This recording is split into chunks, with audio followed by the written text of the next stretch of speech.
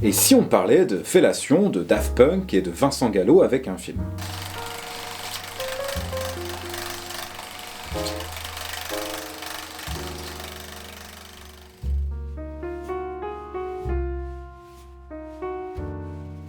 Maintenant que j'ai votre attention, il est grand temps de présenter le film The Brown Brownie de Vincent Gallo, sorti en 2004. Alors tout d'abord, avis aux rares qui suivent cette chronique depuis son début, avant de regarder cet épisode, je vous conseille vivement de regarder Buffalo 66, le premier film de Vincent Gallo, tant il est nécessaire de l'avoir vu pour comprendre et peut-être même de l'apprécier.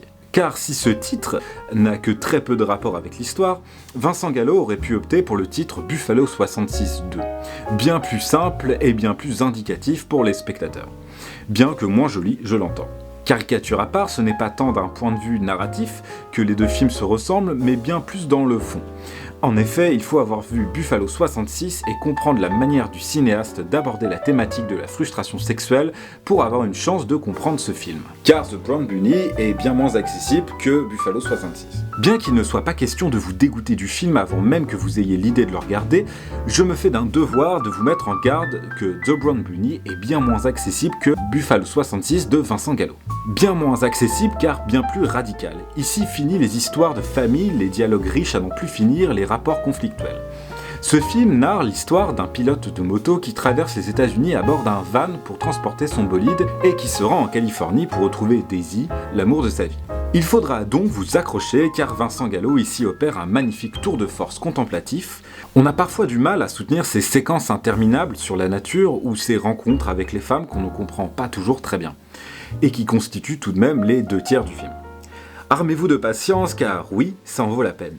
Déjà parce que le sens photographique de Vincent Gallo n'a certainement pas échappé à l'œil averti de Thomas Bangalter et Guy Manuel des Omen Christo pour le génialissime film Daft Punk Electrorama.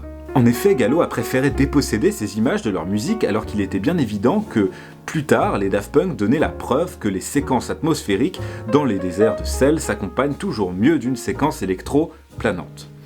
Pourtant, force est de constater que les séquences bien que plus longues, il faut le reconnaître, de The Brown Bunny, et dépossédées de musique, offrent une splendeur rarement égalée, quoique un peu artificielle. Vincent Gallo montre une nouvelle fois qu'il est possible d'être partout, à savoir devant la caméra, mais aussi derrière, et de concevoir des images où le directeur de la photographie rejoint le plasticien. Car oui, Vincent Gallo est partout, et quand je dis partout, c'est vraiment partout. La liste des tâches que Vincent Gallo a exercées dans la production de ce film est quasi inimaginable. On pourrait presque dire qu'elle porte à sourire. Pourtant ne souriez pas car le résultat est plus que bon, en dépit des nombreuses critiques et colibés que le film a reçus. Car certains critiques de l'époque ont tiré sur le film à cœur joie, l'accusant tour à tour d'œuvres égocentriques centrées sur Vincent Gallo et encore Vincent Gallo, un reproche que l'on trouve même encore aujourd'hui sur différents cinéastes contemporains ou plus anciens que l'on accuse de prendre des postures lorsque les bougres ont l'audace de produire un film qui sort de l'ordinaire.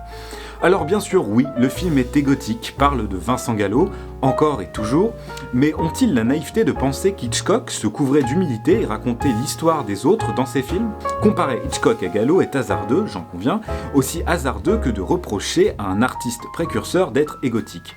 Car qu'attend la critique avec de tels propos? Que le réalisateur courbe le dos et donne le fouet en promettant de faire des films un peu plus accessibles à leur cerveau étriqué? Qu'en est-il alors des acteurs? Sont-ils des symboles d'humilité en filant les costumes de leurs personnages, en dissimulant leur charisme et leur personnalité? Doivent-ils fuir la caméra et la lumière au risque de paraître trop prétentieux? Wells aurait-il dû retirer Citizen Kane de la circulation des écrans? Car le film, beaucoup trop centré sur lui, faisait certainement de l'ombre au film qui était moins bon. Comprenez par là que l'aspect égotique de Gallo est un atout, car il aborde une thématique difficile, celle de la frustration sexuelle. Cette thématique est d'ailleurs le pilier du film. Passez les 2/3 du film, un peu long je le concède, mais tout à fait à la hauteur du dénouement, et vous découvrirez un film formidable. Car oui, le film est long, centré sur un personnage, mais vous n'assisterez pas pour autant à la parade d'un être autosatisfait. Gallo décrit ici un homme enfermé dans une prison, dans un corps duquel il a du mal à ressortir. Ses mouvements vers les femmes sont maladroits, il n'arrive pas à aller plus loin avec elles. Il ne lui reste plus que sa moto et son van pour parcourir les routes d'une Amérique du début des années 2000, qui par son rendu pellicule n'a rien à envier à l'Amérique des années 70. D'un point de vue esthétique, bien sûr, cela s'entend. Alors l'amour dans tout ça. Si vous n'avez pas encore vu le film, il n'est pas encore trop tard pour appuyer sur pause et vous installer confortablement dans votre salon, canapé ou lit, et visionner le film plein d'enthousiasme et de revenir à cette vidéo ensuite. Sinon ce n'est pas grave car ça n'enlève rien à la beauté du film. Bud rejoint donc Daisy, frappe à sa porte et lui laisse un mot pour qu'elle vienne le retrouver dans un hôtel, ce qu'elle fera quelques heures plus tard. Daisy et Bud ont bien du mal à se retrouver après autant de temps et refusent que Daisy le touche. Non pas seulement par rancœur, mais parce que Bud a beaucoup de mal à être touché et embrassé par une femme. Il est dans une ambivalence de désir. Ambivalence qui, à l'inverse de Buffalo 66, va progressivement sauter et aboutir à une scène de fellation. Fellation qui va dissoudre la glace qui s'est mise entre les deux personnages qui vont pouvoir parler à bâton rompu. On va donc apprendre que Daisy est en réalité morte depuis bien longtemps après avoir été violée et droguée dans une soirée sous les yeux de Bud qui n'est pas intervenu et a préféré sombrer dans le déni le plus total. Cette scène a eu un gros impact sur la réception du film. Alors que le vrai propos qui se cachait derrière cette scène était l'impossibilité d'un individu à se réconcilier avec lui-même, que cette scène est comme sortie de nulle part et saute aux yeux du spectateur pour mettre en lumière ce qui se targuait dans le film depuis le début, que la manière de filmer cette scène n'est ni pornographique ni provocante. On parle tout de même d'un plan rapproché fixe qui se concentre juste sur l'action et qui ne délivre que peu le plaisir des personnages. Certains ont préféré sortir l'éternelle accusation de pornographie, leur mirette pure et propre ayant été souillée. Les mêmes certainement qui se sont acharnés à descendre l'excellent Love de Gaspard Noé ou encore La vie d'Adèle de Keshish pour ne parler que des exemples proches de nous. Les mêmes qui pensent certainement que la pudeur risible de Cameron dans Titanic est le seul moyen d'exprimer un rapprochement amoureux, physique entre deux personnages.